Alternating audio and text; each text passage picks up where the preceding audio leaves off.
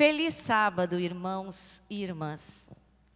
Feliz sábado, querido aluno, querida aluna. Que saudade a gente está sentindo de vocês. Essa semana eu andando aqui pelas alamedas do IACS e era esquisito. Não tinha ninguém. E eu senti muita saudade de vocês. E a gente está aqui dentro da igreja agora, vazia, silenciosa, não faz parte daquilo com o qual a gente está acostumado. A gente gosta de igreja cheia e nem tão silenciosa assim, né? A gente gosta das crianças se movimentando, dos nossos alunos entrando e saindo, dos irmãos chegando. E se Deus quiser, muito em breve a gente vai estar de volta aqui. Como eu disse no sábado passado, nós podemos até estar separados fisicamente, mas nós estamos unidos no sangue de Jesus e principalmente unidos pela esperança que nós temos no nosso coração.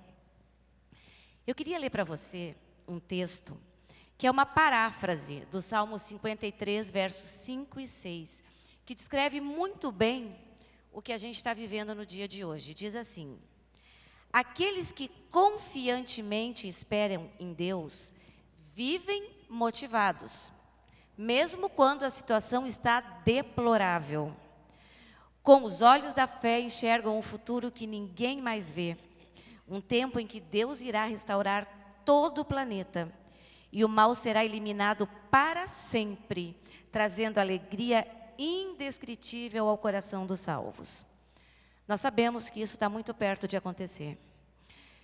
Glória a Deus por isso.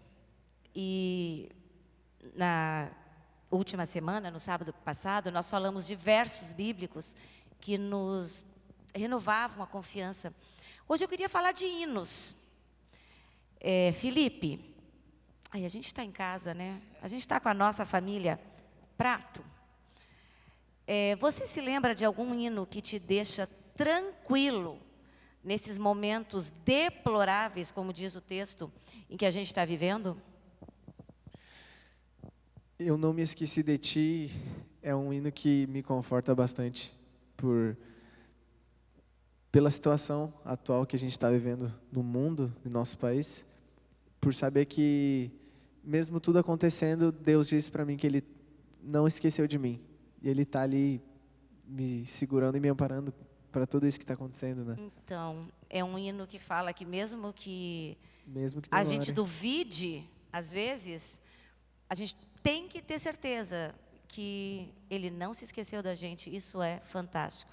Maestro Christian, um hino que te deixa motivado, confiante no momento de situação duvidosa como a gente está vivendo? É uma música que não está no nosso cenário adventista, mas é que é muito cantada dentro da nossa igreja. Foi gravada pelos Arautos do Rei, música do maestro Ricardo Martins. É só um pouco mais. Então, por mais que a gente tenha problemas, e a gente sabe que a gente vai ter, mas a gente tem esperança de que é um pouquinho mais só. Ai, que esperança fantástica. É difícil não se emocionar, né? Porque por mais que tudo esteja desabando, a gente sabe o final da história, né, Christian? A gente sabe como tudo termina.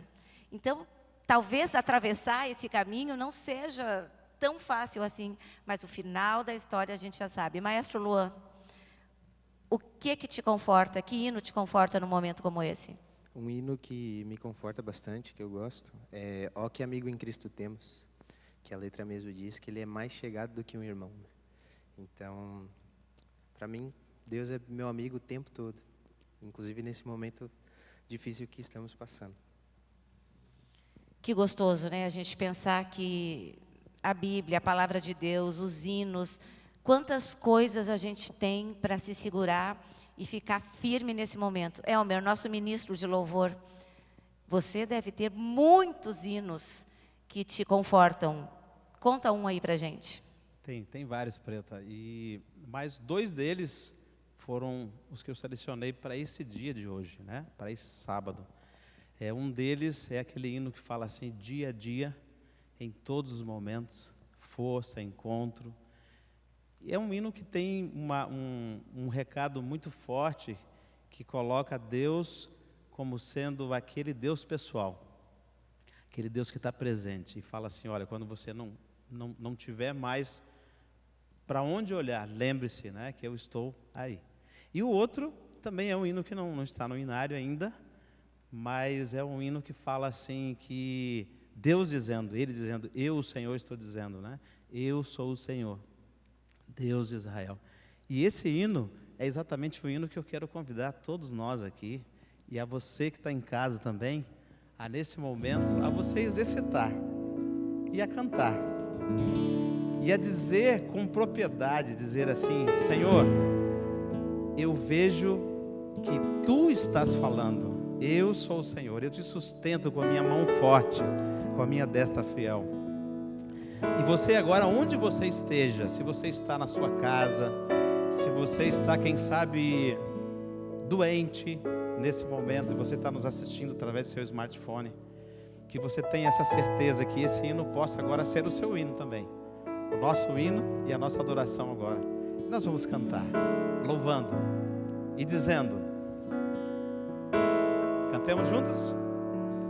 Eu sou o Senhor, Rei de Israel, Santo Redentor, começo e o fim. Sou o Criador, o verdadeiro Deus.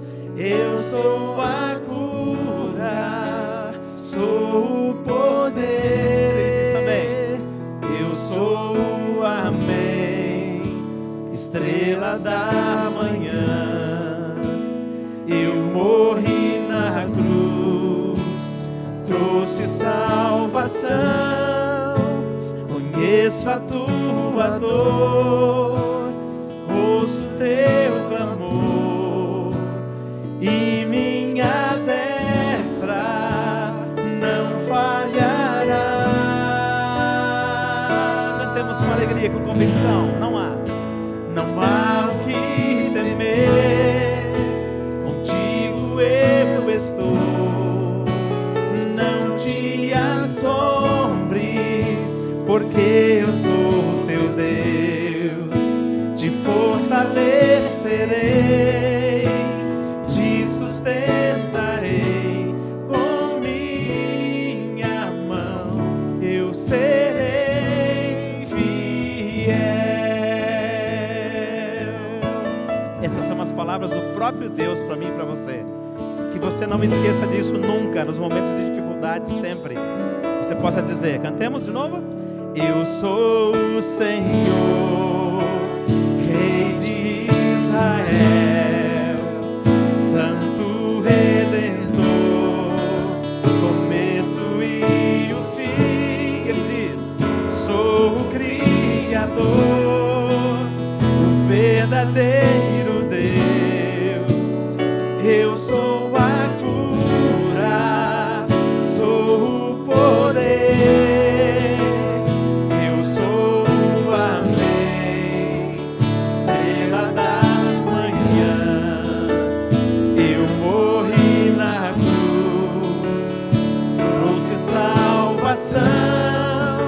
Conheço a tua dor, ouço teu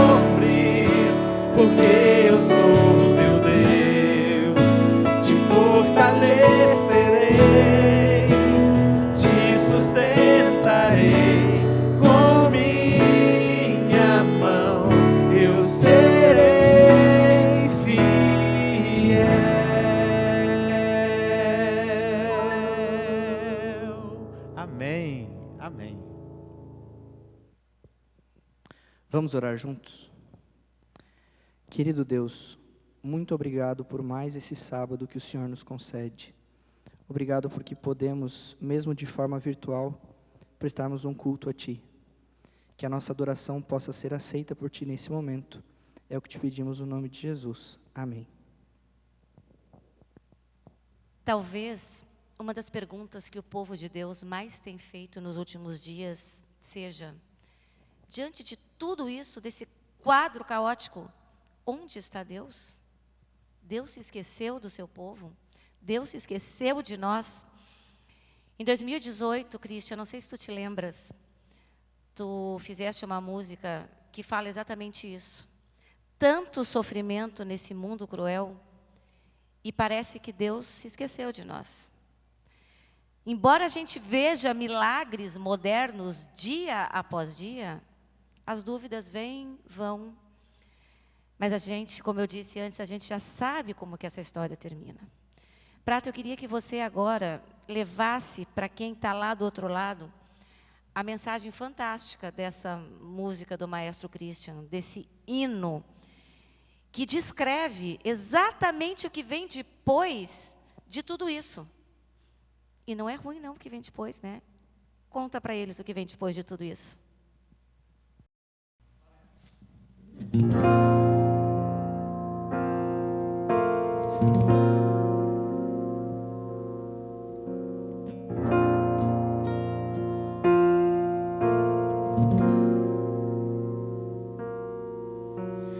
Tanto sofrimento nesse mundo cruel, e parece que Jesus se esqueceu de nós. Vimos tantos milagres modernos,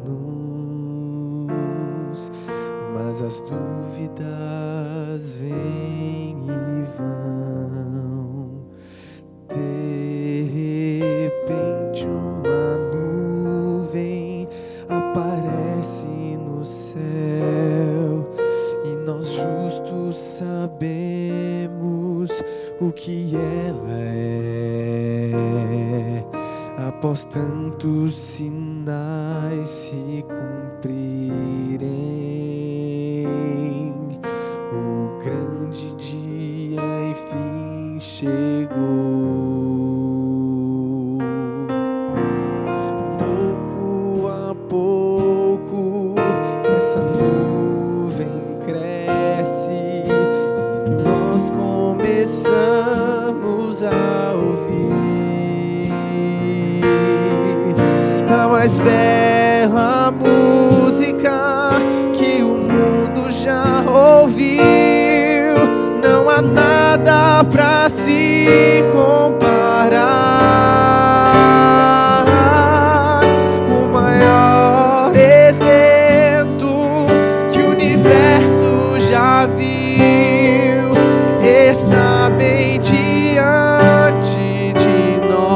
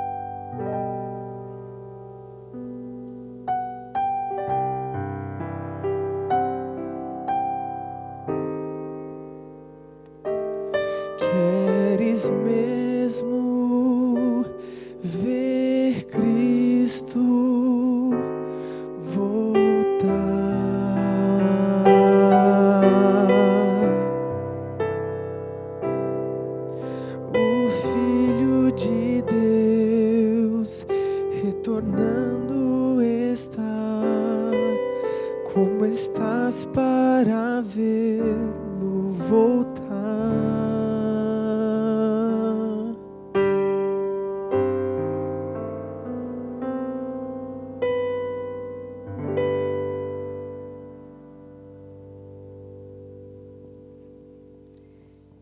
Queres mesmo ver Cristo voltar? Que pergunta. Como estás para vê-lo voltar? Outra pergunta. Eu pensei bastante esta semana, eu imagino que vocês também, e vocês que estão aí do outro lado, com certeza, que esse momento difícil que a gente está vivendo, a gente pode encarar como uma oportunidade. Deus nos dando uma oportunidade, dizendo, olha, já já eu vou dizer para o meu filho, vai lá, busca os meus filhinhos, eles não aguentam mais e traz eles de volta para casa. E a gente não pode ter dúvida. A gente está vivendo um dos sinais, a gente está vivendo o tempo do fim. E olha, no meio de toda essa tragédia, a gente ainda tem que levantar as mãos e dizer, Deus seja louvado por mais uma oportunidade.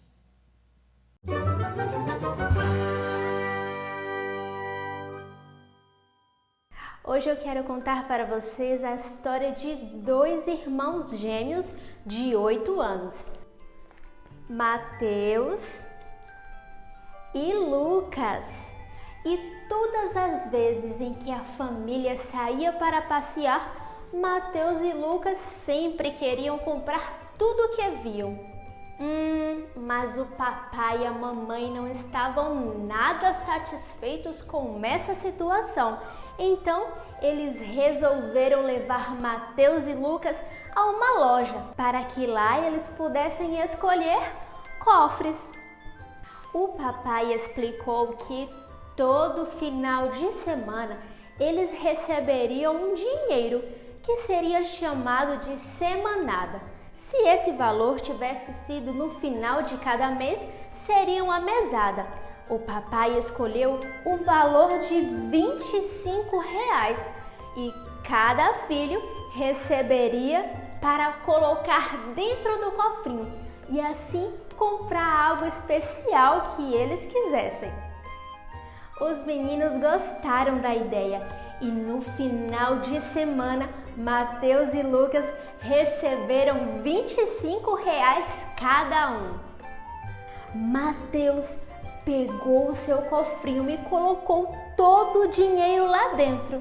Mas Lucas resolveu fazer o seguinte: vou ficar um pouquinho com esse dinheiro e depois eu guardo. Na segunda-feira, ele levou o dinheiro para a escola e resolveu comprar um lanche. O que sobrou, guardou dentro do bolso da calça e quando chegou em casa, colocou o restante dentro do cofrinho. E toda semana era assim. Os meninos recebiam um valor de R$25. Mateus guardava tudo dentro do cofrinho e Lucas gastava um pouco e colocava lá dentro o que lhe sobrava. O fim do mês chegou e os meninos haviam recebido R$25 em cada semana do mês. E 25 4 vezes é o valor de R$100. Isso é o que eles deveriam ter dentro do cofrinho. Mas quem será que tinha mais dinheiro dentro do cofre? Mateus ou Lucas? E naquele fim de mês haveria um grande passeio da escola. Papai e mamãe explicaram que pagariam o transporte e o lanche, mas as brincadeiras seriam por conta dos meninos. Eles deveriam abrir os cofrinhos, tirar o dinheiro de lá de dentro e brincar à vontade. Mas antes de qualquer coisa, os pais de Mateus e Lucas haviam explicado para eles que eles deveriam separar o dízimo e também uma oferta. E esse valor seria 10% do que eles tinham. 10% de R$100, R$10. Ah, e eles não deveriam esquecer da oferta. O dia do passeio chegou. Mateus e Lucas estavam animados. Mateus pôde brincar em vários brinquedos, todos aqueles que ele desejava, mas Lucas teve que se contentar em brincar em apenas alguns brinquedos, pois no seu cofrinho não tinha tanto dinheiro como havia no cofrinho de Mateus. Mateus soube poupar o seu dinheiro, mas Lucas gastou e colocou lá dentro do cofre apenas o que lhe restava. E essa história nos diz que poupar é algo muito importante e que também devemos sempre lembrar do dízimo e da oferta de todo aquele dinheiro que recebemos dos nossos pais. E lembrem-se sempre, as regras de Deus nos dão confiança em Sua palavra e trazem tranquilidade à nossa vida. O nosso verso de hoje está escrito em Mateus, capítulo 25, verso 29, e diz: quem tem, recebe mais e com abundância. Vamos orar? Bondoso Deus, nos ensine a pouparmos e a também fazermos o melhor e obedecermos às Suas regras. Em nome de Jesus, amém.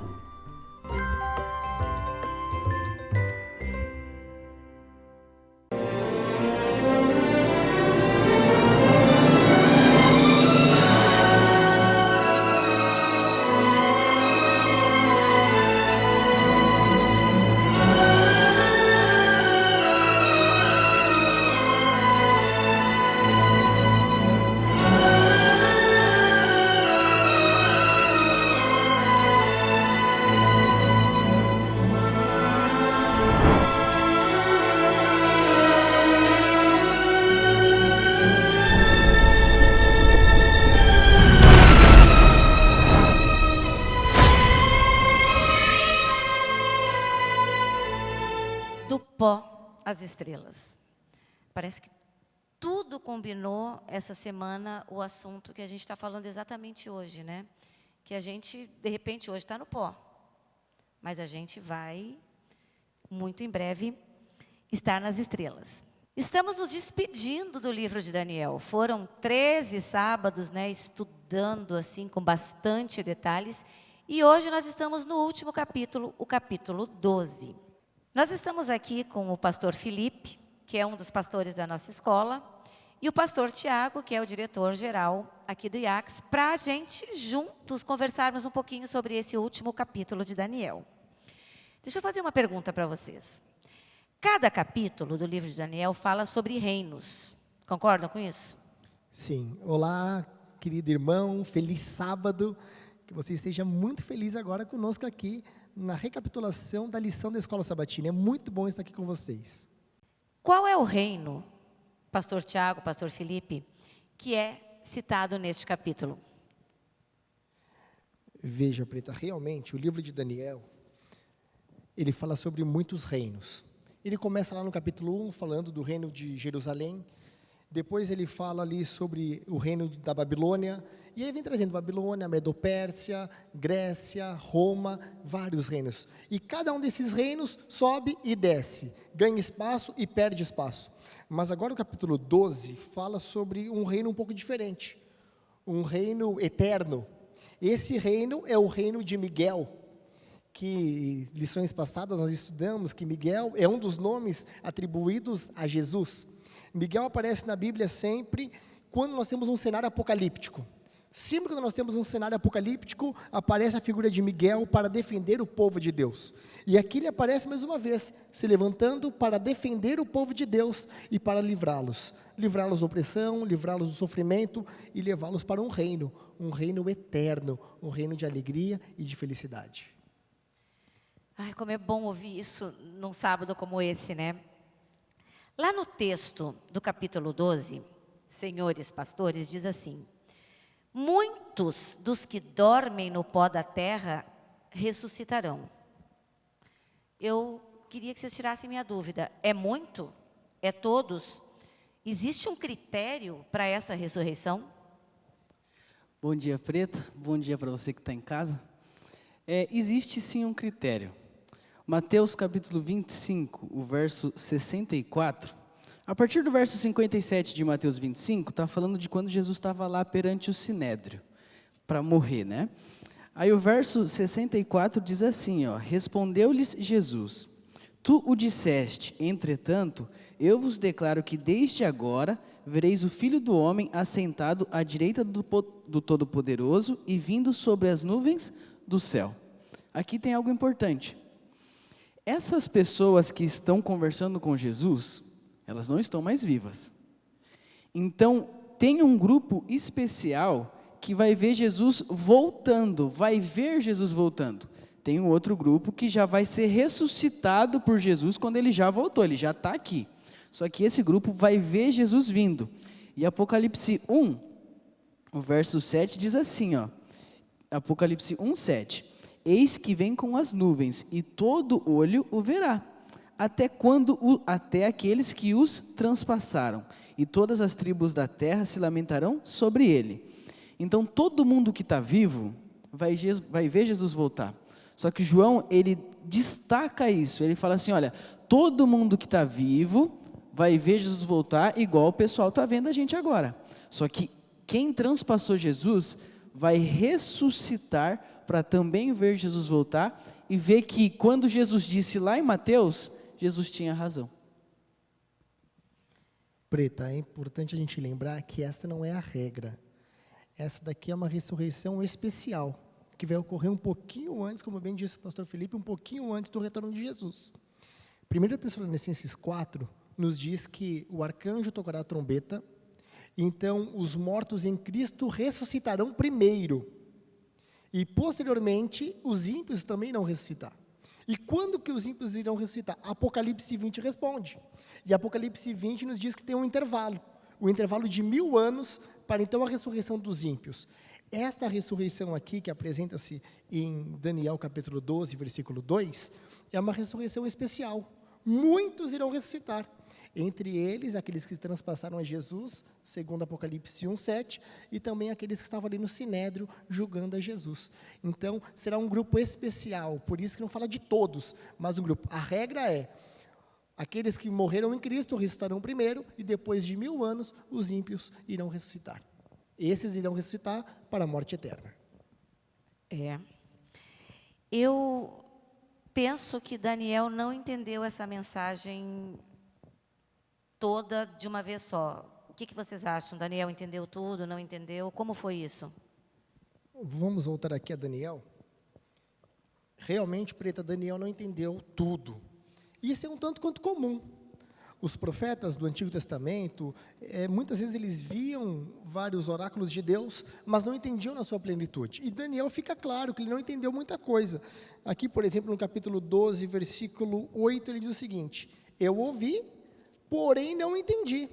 Então eu disse, meu Senhor, qual será o fim destas coisas? Daniel viu, mas não entendeu. O capítulo 12 inicia-se ali no versículo 1, dizendo, neste tempo se levantará Miguel. Que tempo é este? Bom, naturalmente, este tempo diz respeito à visão que ele estava tendo.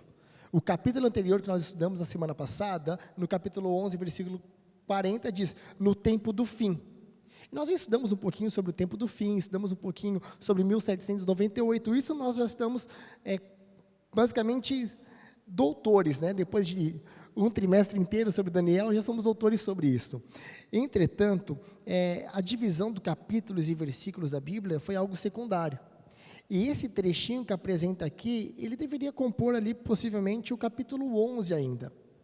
Mas o que Daniel está dizendo da visão toda, basicamente, eu não entendi muita coisa.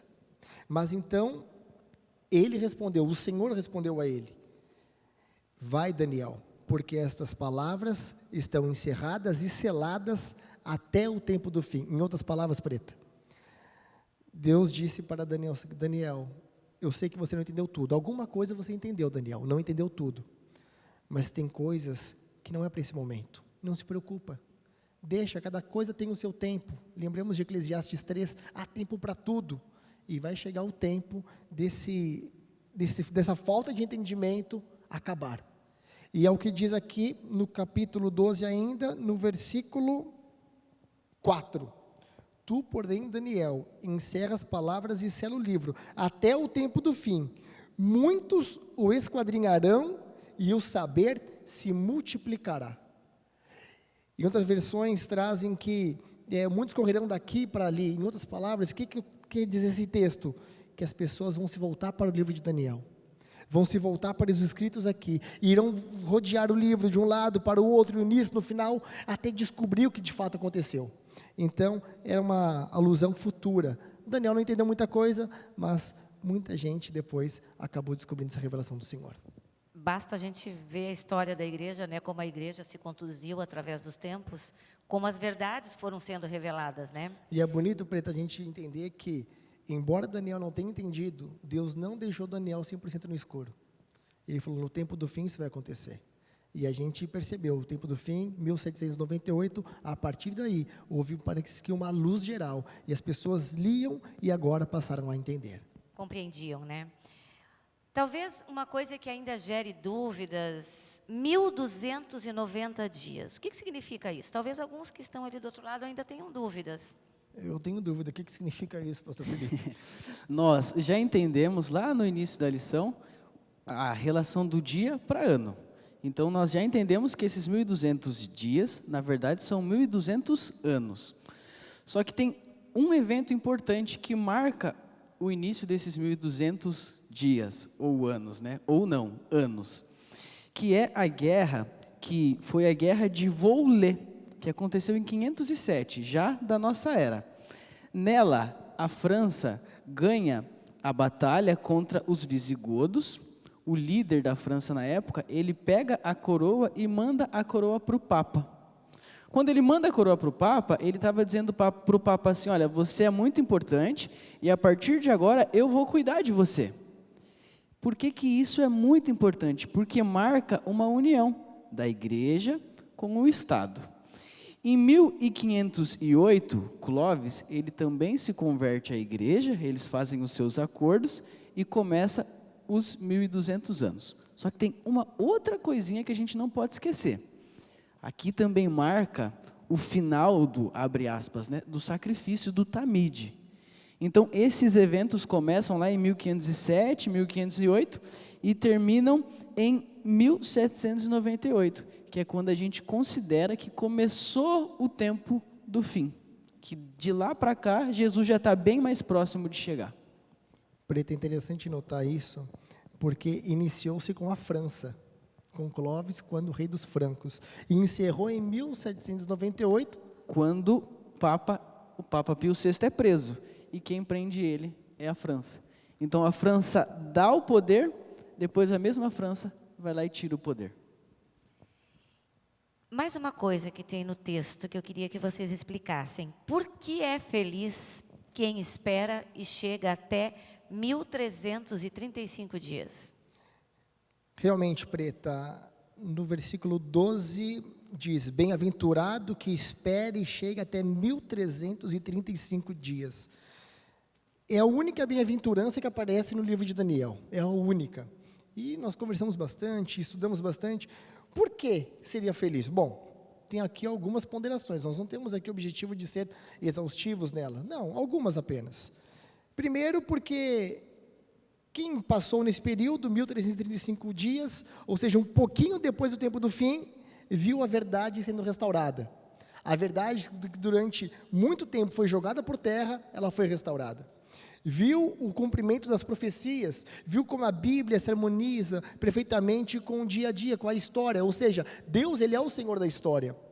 Terceiro lugar, eles morreram antes da grande tribulação e angústia, que é o que o nosso texto relata aqui, que naquele período haverá uma angústia a qual nunca houve, desde que houve nação até aquele tempo. Essa grande angústia, eles não vão passar também. E também, em quarto lugar, quem sabe, eles estavam sabendo algumas coisas que nem Daniel, naquele momento, tinha entendido. Então, bem-aventurados aqueles que chegam a 1.335 dias. Amém. Eu queria encerrar com uma última pergunta. E essa última pergunta ela é muito esclarecedora. O que fazer para receber essa herança? O que o povo de Deus tem que fazer para ser digno de receber essa herança? Olha, Miguel, o comecinho da lição dessa semana falou que Miguel ele vem com duas funções. A primeira é liderar o povo para o céu. E a segunda é defender o povo. Miguel ele já nos defendeu. Jesus ele já veio, ele já prestou o sacrifício e ele já morreu. Então a parte dele, para isso ele já fez. A segunda parte é que ele quer nos liderar para chegarmos ao céu. Nós tivemos 3 meses para aprender sobre Daniel. Nós aprendemos sobre as profecias de Daniel. Só que agora eu tenho que escolher. Eu tenho que escolher, Preta, ou eu fico no time de Deus, ou eu não fico no time de Deus. A gente que está aqui no Rio Grande do Sul, temos 2 grandes times, né? Ou você é de um ou você é de outro. Para ir para o céu, ou é um ou é outro. E o que eu preciso fazer? Eu preciso escolher quem vai me liderar. Miguel ele é um grande líder, e ele quer me levar para o céu. Mas para eu receber a herança, eu preciso me filiar a Ele. Eu preciso me entregar a Ele e aceitar o sacrifício dEle. Preta, posso Claro. tentar responder isso também? Porque o livro de Daniel, ele encerra de uma forma muito linda, Preta. O pastor Felipe disse que nós passamos um trimestre estudando sobre as profecias de Daniel. É verdade.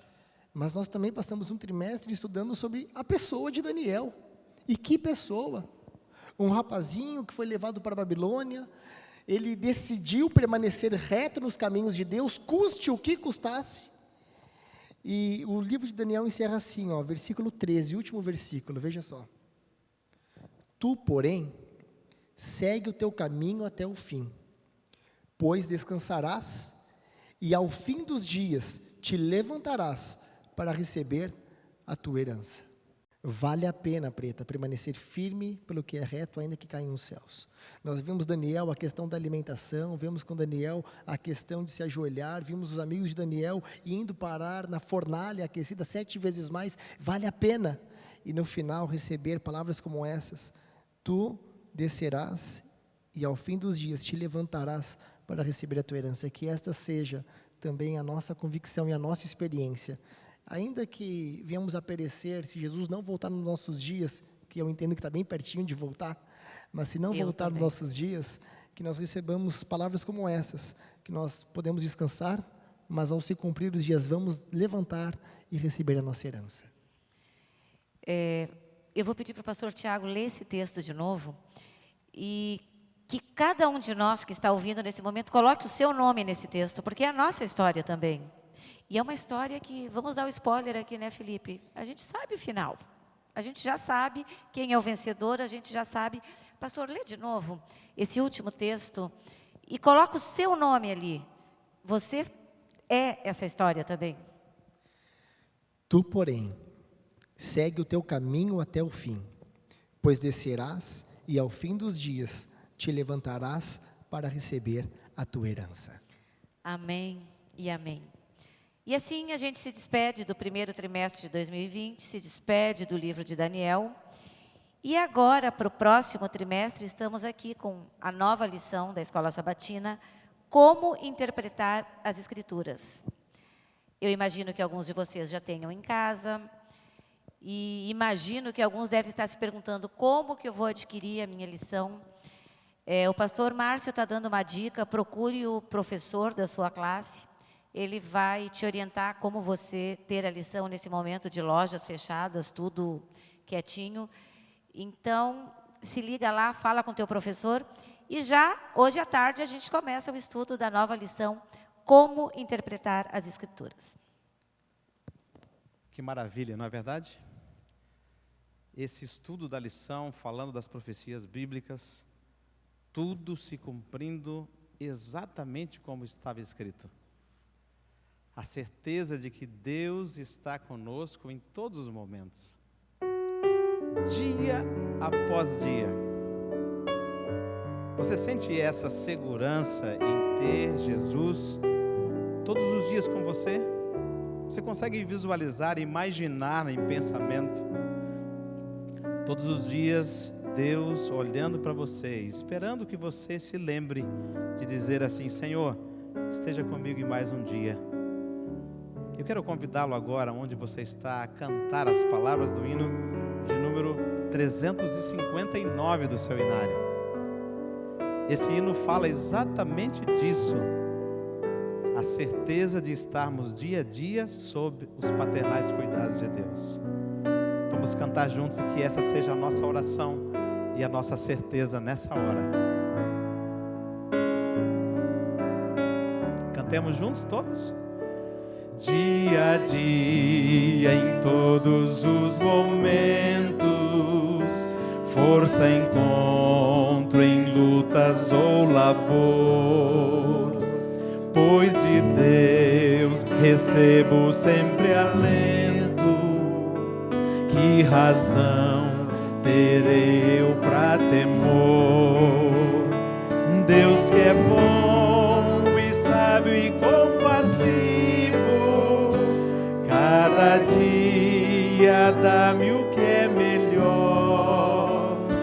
Uma dor e logo um lenitivo, luta e paz eu sinto em derredor. Cada dia Deus está bem perto e conselhos dele posso obter. Segurança, segurança e auxílio em tempo certo me concede pelo seu poder. E podemos cantar assim: com carinho Deus protege e guia, qual zeloso Pai os filhos seus. A promessa: dar-te-ei poder a cada dia, é a certeza que Ele ofereceu. Sua oração? Quero, ó Deus, em cada sofrimento confiar em teu cuidado e amor, e com fé eu permaneça atento às promessas tuas, meu Senhor. Cante com alegria agora dizendo: e que eu possa em lutas ou trevas aceitar, ó Deus, de tua mão, um a os dias que me entregas nesta minha peregrinação. Glória a Deus, que bênção. O texto de Filipenses, capítulo 4, versos 6 e 7 diz assim: não vivam preocupados com coisa alguma. Em vez disso, orem a Deus, pedindo aquilo que precisam e agradecendo-lhe por tudo que Ele já fez. Então vocês experimentarão a paz de Deus, que excede todo entendimento e que guardará o seu coração e a sua mente em Jesus Cristo. Se você crê na Bíblia, eu também queria convidá-lo a crer nisso aqui. O fim do mundo não se dará com uma situação como essa agora. A Bíblia nos diz que o fim do mundo se dará numa situação majestosa, que é o retorno do nosso Senhor e Salvador Jesus. Então esse texto fala para nós orarmos e para nós descansarmos nele. E é isso que eu gostaria de pedir para você fazer agora. Nós que estamos aqui iremos nos ajoelhar neste momento. E onde você está na sua casa, nesse momento, se você puder, se ajoelhe então nesse instante e vamos falar com o nosso Criador. Enquanto você se ajoelha, nós cantamos: eis aqui, ó Senhor, os meus desejos todos, só tu vês o que há em meu interior. Fraco estou e sem vigor, mas creio em teu amor, com tua paz vai encher meu coração.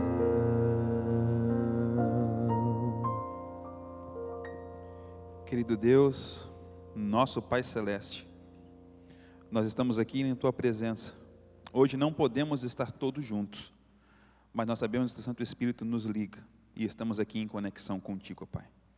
Em momentos difíceis como este, que nós possamos nos aproximar mais e mais ao Senhor e saber e entender que a Tua paz é o suficiente para o nosso coração.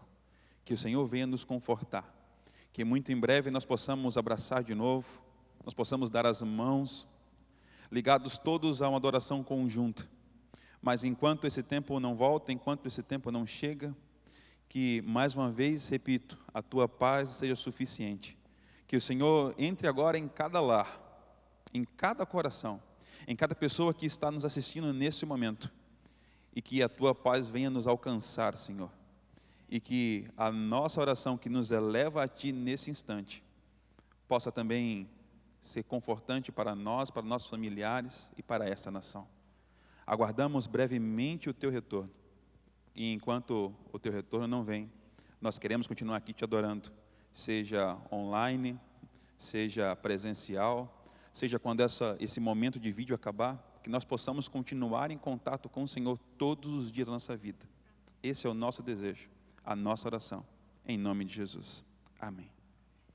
Wendel Matos, um jovem músico talentoso da Igreja Adventista do Sétimo Dia, no auge da sua carreira, talvez na sua fase mais produtiva, não é, maestro Christian? Descobriu um tumor cerebral. Ele lutou por alguns anos, mas no dia 15 de novembro de 2010, aos 32 anos, jovem de tudo, o Wendel descansou no Senhor. Mas ele deixou algumas pérolas de hinos que são cantados até hoje. E tem um hino que eu imagino que quando o Wendel devia estar assim nos seus últimos momentos, ele deve ter lembrado desse hino que ele escreveu, letra e música. E eu queria ler um pedacinho para você. Ele diz assim: eu sei que um dia verei meu Salvador vindo nas nuvens me encontrar. E a esperança que um dia eu sonhei vai estar sorrindo para mim. Ai, quem dera nós possamos viver isso o mais rápido possível. O Wendel já descansa no Senhor, mas ele descansa guardado nos braços do Senhor, e ele vai ver se cumprir na vida dele essa esperança. Você não quer cantar disso para a gente agora, Prato? Nós estamos passando por momentos difíceis, mas nós temos esperança. Nós podemos até estar tristes. Eu confesso para vocês que não estão sendo os dias mais felizes, mais divertidos, mas como não ser feliz com esperança? Então, Prato, canta disso para a gente agora, por favor.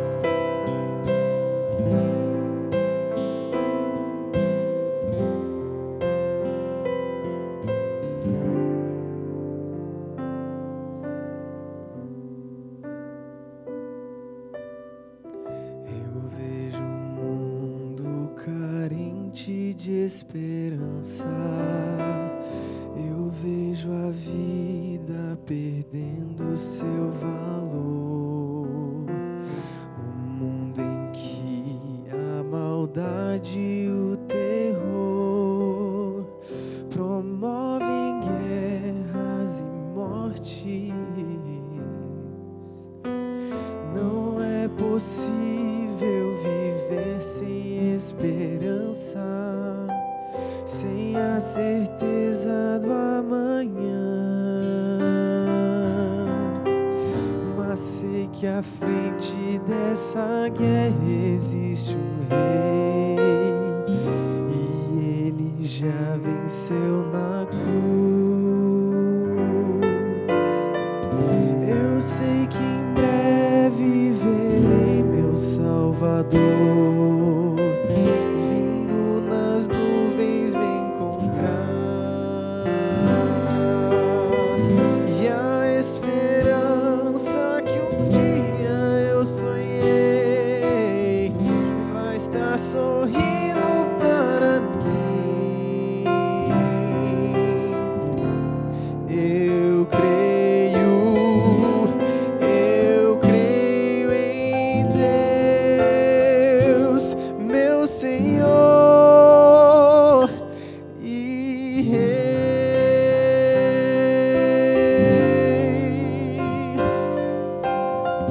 E a cada dia o mal se multiplica, mostrando ao mundo que o fim já começou. A dor, a fome, a angústia e o sofrer revela a imagem do pecado.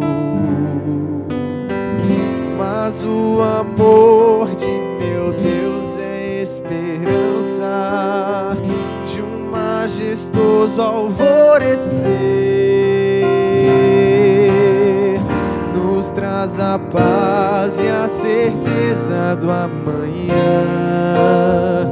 Um novo sol irá nascer.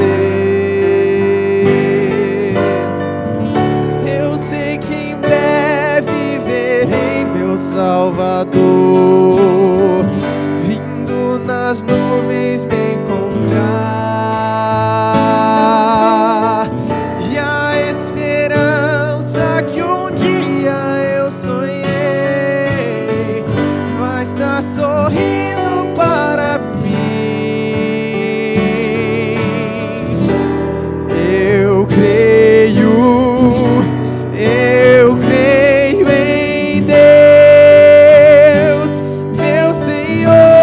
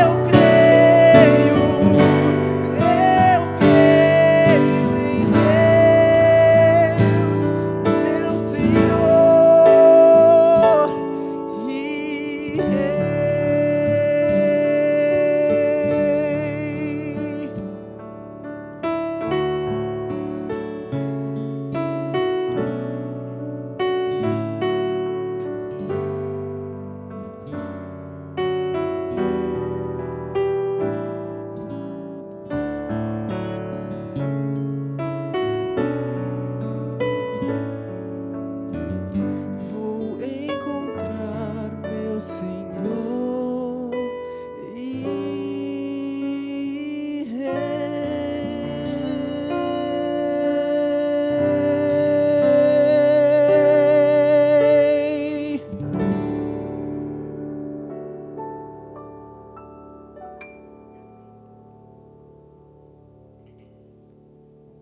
O sábado é um dia de adoração. Por isso nós tivemos oportunidade de louvar a Deus, de orar. Recapitulamos a lição da escola sabatina e estaremos abrindo a palavra de Deus. Mas antes disso, eu gostaria de dizer para você que faz parte dessa adoração ofertarmos também ao nosso Deus e trazermos o nosso dízimo, porque é assim que nós fazemos na igreja. E você pode, nesse momento, também devolver a sua oferta e o seu dízimo, usando 3 métodos. O primeiro dele, o aplicativo, o 7Me. Se você desejar, você também pode fazer uma transferência online na conta da igreja. E nós teremos uma terceira alternativa para você. Você também poderá, assim que terminar esse culto, direcionar-se à igreja do IACS, e nós teremos uma equipe aqui na recepção da igreja aguardando você. São as 3 maneiras que você, nesse sábado, poderá adorar através do seu dízimo e da sua oferta. Por isso, nesse momento, nós queremos abrir a palavra de Deus. Mas antes de abri-la, eu gostaria de convidar você para que você incline a sua cabeça, para que nós possamos ter uma palavra de oração. Querido Pai que estás nos céus, nós estamos nesse momento com a Tua palavra e ela será aberta e será lida. Que Deus possa usar essa mensagem para trazer conforto e esperança a todos nós. E que nós possamos compreender o Seu recado nesse sábado, em nome de Jesus. Amém. Eu quero convidar você para abrir a sua Bíblia no livro de Isaías. O livro de Isaías é um dos livros mais fantásticos da Bíblia. Não só o mais fantástico, ele é o mais messiânico. É o livro que apresenta de maneiras diversas o tema do Messias. Por isso é chamado, no Antigo Testamento, o Evangelho. Ele tem 66 capítulos. Ele é dividido também em 2 partes. E o livro de Isaías, ele foi estruturado de maneira magistral. Ele usa a estrutura quiástica. Para a gente entender o que é essa estrutura quiástica, basta você pensar na confecção de um sanduíche. Você pega o pão e você divide no meio, e você coloca deste lado a metade de um pão e deste lado a metade do outro pão. E agora desse lado você coloca ali um creme e desse lado também você adiciona um creme. Você desse lado agora adiciona aqui um pedaço de alface e desse lado também você coloca uma folha de alface. Desse outro lado agora você coloca um pedaço de tomate e desse outro lado você também coloca um pedaço de tomate. O sanduíche está quase pronto. Falta o recheio. O recheio é a parte principal e ele vai no meio. Isso é a estrutura quiástica. A estrutura quiástica, ela concentra no meio da estrutura literária a mensagem mais importante, aquilo que é relevante, ou mais relevante dentro do livro. E é justamente esta parte que eu quero compartilhar com vocês. A parte que está no meio do livro de Isaías. E essa parte é tão importante que, segundo Reis, capítulo 18 e 19, segundo Crônicas, capítulo 29 a 32, registra a mesma história.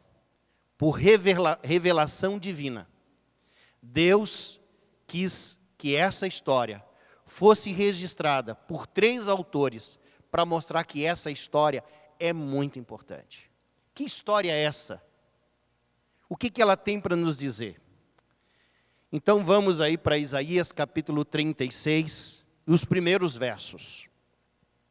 Enquanto você está procurando na sua Bíblia, eu gostaria de então começar a leitura dizendo assim: no 14º do rei Ezequias, subiu Senaqueribe, rei da Síria, contra todas as cidades fortificadas de Judá e as tomou.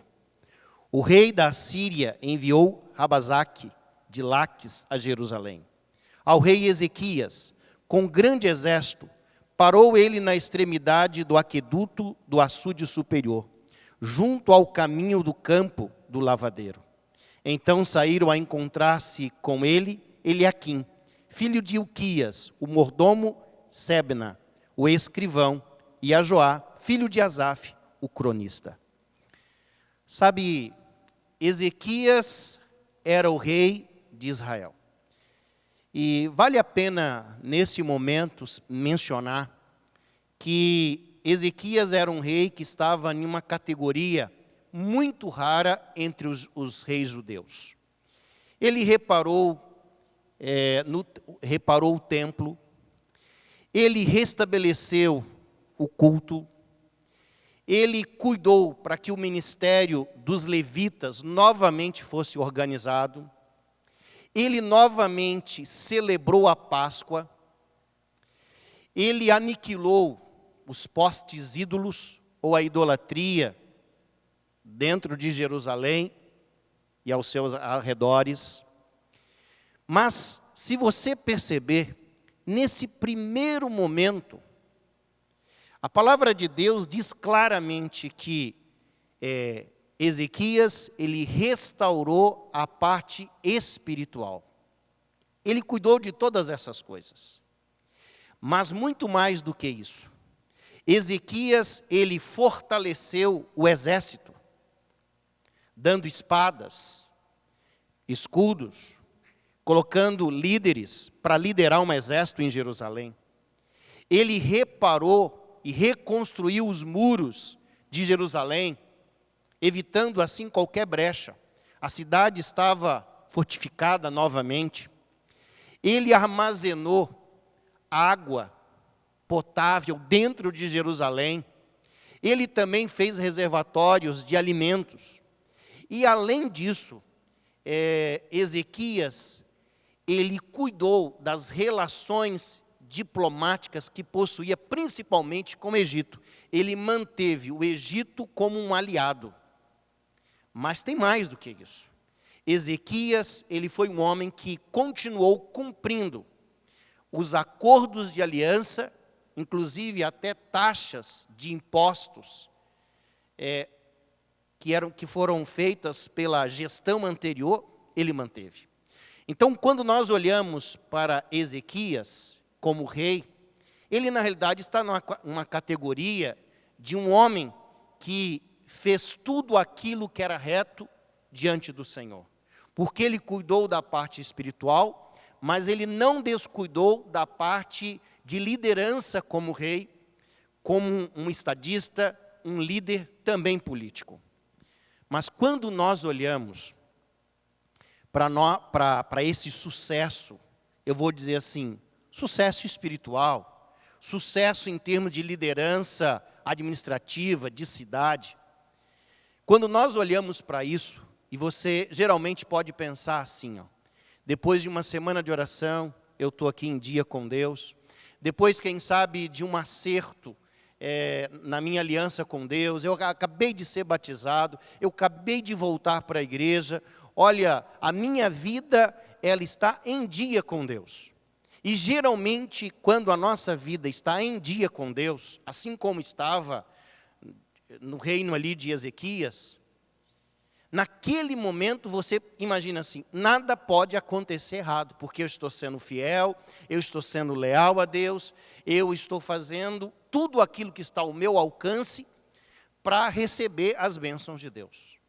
Mas foi justamente nesse momento, foi justamente diante dessa situação equilibrada de liderança espiritual, foi justamente nesse momento que bate às portas de Jerusalém o maior problema deles.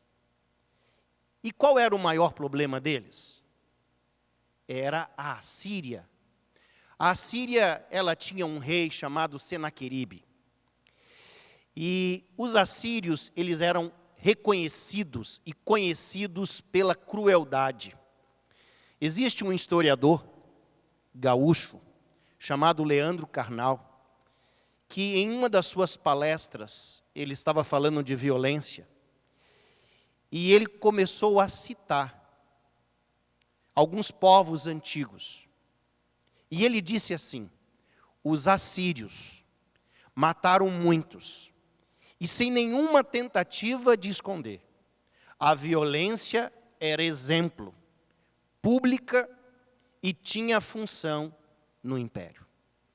Leandro Carnal, ao se referir à Assíria como um dos modelos de maior violência na história da humanidade, era justamente este inimigo que estava nas portas de Jerusalém.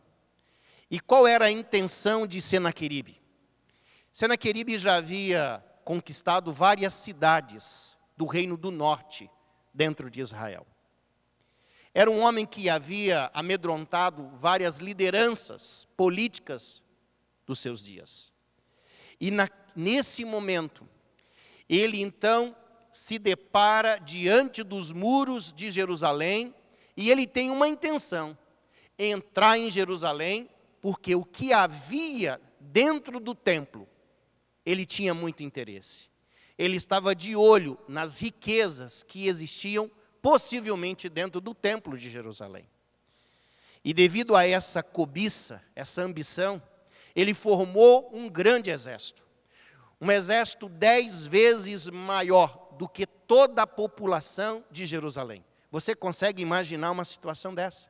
Você está dentro de uma cidade cercada, você tem água, você tem alimento, o povo tem um exército, mas o inimigo que está do lado de fora é 10 vezes maior do que o número de pessoas que habitam em Jerusalém. Senaqueribe, ele fez ainda uma situação assim, para criar mais pânico. Ele dividiu o exército dele em 2 partes. E uma parte ele colocou voltado para o caminho que ligava Jerusalém ao Egito. De forma que o aliado mais próximo de Jerusalém, que era o Egito, não poderia se aproximar. Não poderia ajudar naquele momento. E aquele exército estava de prontidão, esperando qualquer movimentação do Egito. E o outro exército estava em volta de Jerusalém, pronto para atacar. E nesse momento em que o exército está diante de Jerusalém, os oficiais agora, de ambos o exército, eles têm ali um encontro. E nesse encontro, o exército, o representante do exército de Senaqueribe, ele olha para o oficial do rei Ezequias e ele diz assim: o rei Ezequias, ele não foi leal a Deus nas suas iniciativas e na sua reforma. Aquele homem também olha para o oficial do rei e diz assim: o Deus de vocês não vai livrar vocês das mãos do nosso exército. E ainda ele zomba dizendo assim: nós temos aqui 2.000 cavalos reservado para vocês, se vocês tiverem gente suficiente para poder nos guerrear. Naquele momento, o indivíduo que estava conversando ali, o oficial que estava conversando com aquele outro oficial do exército inimigo, pediu para ele parar de falar. Porque o discurso estava sendo na língua hebraica. E a palavra de Deus registra algo muito interessante. Que diante de uma conversa assim, diante de uma guerra, a conversa aconteceria em uma outra língua, no aramaico, para que os moradores não tivessem condições de ouvir. Mas, nesse momento, o oficial do exército de Senaqueribe, ele aumenta a sua voz e ele fala para criar pânico para as pessoas que estavam em cima do muro, os sentinelas, para que dentro de Jerusalém eles entrassem em desespero. A notícia chega ao rei Ezequias. E quando essa notícia chega ao rei Ezequias, ele toma algumas decisões. E eu quero convidar você, nesse momento, para você acompanhar comigo, não a leitura, mas identificar os pontos. O que esse rei Ezequias fez diante de uma crise onde o seu inimigo estava ali na porta? O rei Ezequias, a primeira coisa que ele fez, ele humilhou-se diante de Deus. Capítulo 37 de Isaías, o verso 1. Ele rasgou as suas vestes. Mas Ezequias, ele toma uma outra iniciativa. Ele também decide buscar o profeta Isaías. No versículo 2 de Isaías 37, aparece Ezequias buscando o homem de Deus, o porta-voz de Deus. Em tempos difíceis como o nosso, nós devemos usar a palavra de Deus como referência da nossa vida. E nós, como Igreja Adventista, temos uma joia muito preciosa, chamado os livros do Espírito de Profecia. Façamos uso da Bíblia e do Espírito de Profecia, para trazer esperança, para nos conscientizar dos dias em que nós estamos vivendo e produzir em nosso coração esperança. Mas Ezequias fez muito mais do que todas essas duas decisões que nós já mencionamos. Ele também subiu à casa do Senhor. Ele foi até o templo.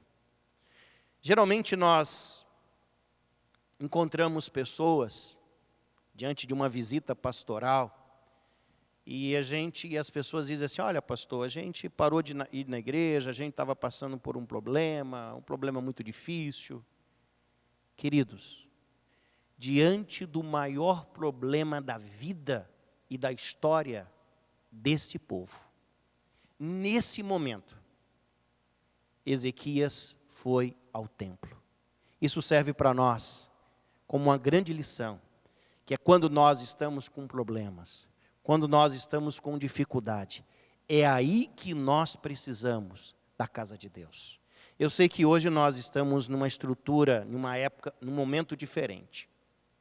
Mas é nesse momento que você precisa também se apegar à casa de Deus e buscar nas pessoas espirituais, no ancianato da igreja, nos pastores da igreja, um amparo para que nós possamos conseguir vencer as nossas dificuldades. Ezequias, ele subiu à casa de Deus e colocou aquela situação nas mãos do Senhor. E ele orou a Deus, ele clamou a Deus, ele apresentou a sua queixa, ele apresentou a sua luta. E depois de tudo isso que Ezequias fez, agora vejam só, este rei, um homem de Deus, ele olha para o povo, depois de se humilhar, depois de buscar o profeta, depois de ir ao templo, de orar, ele agora olha para o povo e ele motiva o povo, ele incentiva o povo, ele olha para o povo e diz: o nosso Deus, ele está conosco. Nós temos um exército menor, nós temos um exército inferior em termos de quantidade numérica, mas nós temos ao nosso lado um grande Deus, e esse grande Deus é maior do que Senaqueribe. Vejam as palavras de Ezequias para motivar, para incentivar o povo diante de uma crise.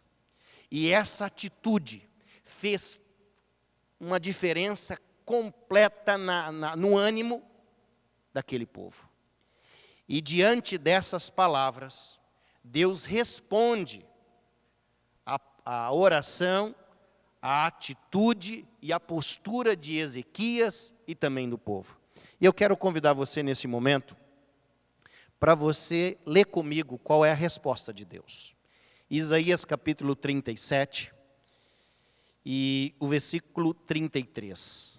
A palavra de Deus diz assim: pelo que assim diz o Senhor acerca do rei da Síria: não entrará nessa cidade, nem lançará nela flecha alguma. Não virá perante ela com escudo, nem há de levantar tranqueiras contra ela. Pelo caminho por onde vier, por esse voltará. Mas nessa cidade não entrará, diz o Senhor, porque eu defenderei essa cidade, para livrar por amor de mim e por amor do meu servo Davi. As palavras de Deus são poderosas. As palavras de Deus é tudo aquilo que o povo precisava ouvir. Ninguém iria invadir a cidade de Jerusalém. Nenhuma flecha seria atirada em direção do povo. Nenhuma pessoa morreria das pessoas que estavam ali em Jerusalém. E eu quero convidar você nesse momento para olhar e para descobrir o livramento desse grande Deus. Como é que ele fez? Vejam só a continuação do texto. Isaías capítulo 37, o versículo 36. A palavra de Deus diz assim: Então saiu o anjo do Senhor e feriu no arraial dos assírios a 185.000. E quando se levantaram os restantes pela manhã, eis que todos esses eram cadáveres. Sabe, muitas vezes nós confiamos na nossa habilidade. Muitas vezes nós damos crédito àquilo que nós conseguimos realizar. Mas a vitória não foi de nenhuma habilidade, nenhuma lança, nenhuma espada, nenhum movimento bélico ou alguma iniciativa heróica do povo que estava dentro de Jerusalém. A libertação de Jerusalém, a derrota da Assíria, foi obra do anjo do Senhor. Naquela noite, o anjo do Senhor feriu 185.000 soldados. E quando o exército que estava guardando o caminho que dava acesso ao Egito para Jerusalém, quando esse exército viu que aqueles homens estavam feridos, mortos, eles avisaram para Senaqueribe. Senaqueribe saiu envergonhado pelo mesmo caminho pelo qual ele veio. E quando ele chegou lá na cidade dele, Senaqueribe entra no templo e ele é morto, é assassinado pelos seus próprios filhos. Um triste fim para um homem arrogante, para um homem que achou que poderia desafiar esse Deus. Eu quero dizer para você, amigo, nós estamos vivendo dias difíceis, aonde nós às vezes não sabemos qual a direção, que voz nós devemos ouvir. E nesse momento eu convido você para ouvir a voz de Deus. Eu convido a você para colocar a sua situação, o seu problema, o nosso problema, na mão deste grande Deus. Porque esta guerra não é nossa, essa guerra pertence a Deus. E eu tenho certeza que todos nós que confiamos em Deus, todos nós, poderemos até perder, quem sabe, o emprego, poderemos ter perdas financeiras, poderemos, quem sabe, passar por sofrimento, mas Deus ele faz uma promessa, a promessa de que Ele vai cuidar de nós. Essa é a mensagem do livro de Isaías, um Deus que cuida do seu povo, um Deus que luta e toma as guerras, as batalhas que nós enfrentamos como dele. Eu convido a você a crer nesse Deus, a depositar a sua esperança nesse Deus maravilhoso. E é por isso que eu quero convidar você para louvar a Deus. Eu quero convidar você para cantar o hino de número 500 do nosso cenário. Porque Deus sabe, Deus ouve tudo aquilo que se passa no meu e no seu coração. E o nosso Deus é um Deus que nos dará a vitória. Porque essa guerra não é nossa, essa guerra pertence a Deus. Deus sabe, Deus ouve, Deus vê. Esse Deus transforma você que se sente pequeno num gigante. O hino 500 do nosso cenário nos ajuda a lembrar disso. E eu quero convidar você agora a cantar. Vamos cantar juntos? Você que se sente pequeno, dirige a seus olhos a Deus. Não deixe que sombras o envolvam. Entregue sua vida a Deus. Deus sabe o que vai dentro da alma. Deus ouve a oração suplicante. Deus vê sua angústia e o acalma. Deus faz de você um gigante. Deus sabe o que vai dentro da alma. Deus ouve a oração suplicante.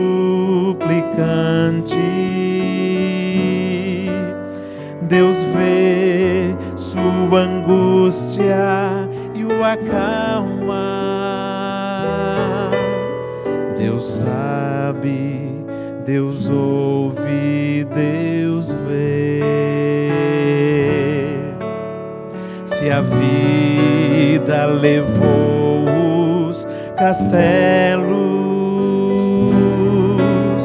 que em sonhos você construiu, não dê por vencidos seus planos. Entregue seus planos a Deus. Cante dizendo: Deus sabe o que vai dentro da alma. Deus ouve a oração suplicante. Deus vê sua angústia e o acalma. Cante forte dizendo: Deus faz de você um gigante. Deus sabe o que vai dentro da alma. Deus ouve a oração suplicante.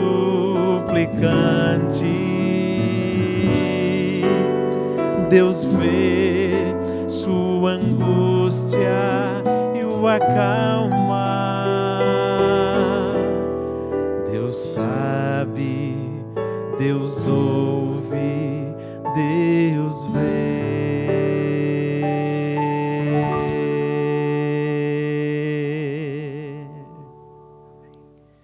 Se tu puderes, nesse momento, abrace tua família.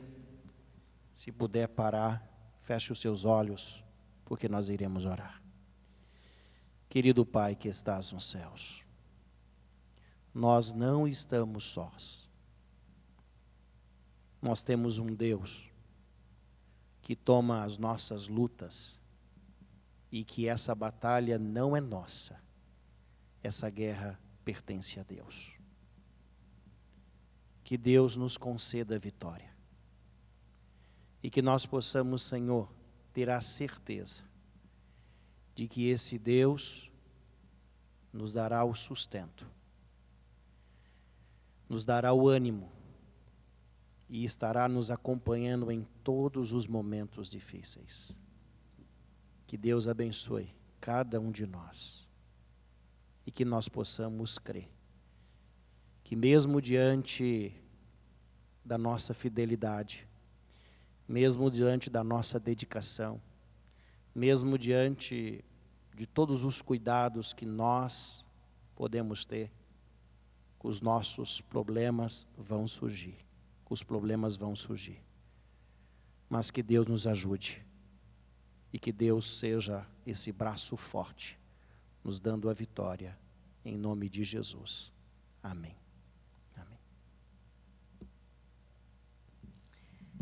Foi muito bom ter estado com você em mais este sábado. A gente não sabe quantos ainda a gente tem pela frente, mas enquanto nós estivermos afastados fisicamente, nós vamos estar juntos aqui no nosso culto de adoração. Eu queria deixar um desafio para você para o próximo sábado. Queria desafiar você, nosso aluno, nosso irmão da comunidade, professor, enfim, todos que congregam conosco na Igreja do IACS, para no próximo sábado se levantarem de manhã, se arrumarem bem lindos, arrumar sua família, sentar no sofá da sala e participar de um culto de sábado como se nós estivéssemos juntos aqui na igreja. E eu queria que esse desafio tivesse mais um detalhe, que você tirasse uma foto da sua família e postasse na nossa rede social, @IASD do IACS, para que a gente pudesse compartilhar todas essas famílias que vão estar reunidas no sábado adorando. Queremos muito ver você na nossa rede social, queremos muito ver você adorando conosco no próximo sábado. E eu queria deixar para você meditar durante essa semana num verso que resume tudo o que a gente falou aqui hoje de manhã. Naum, capítulo 1, verso 7. O Senhor é bom, é fortaleza no dia da angústia e conhece os que nele se refugiam. Feliz sábado.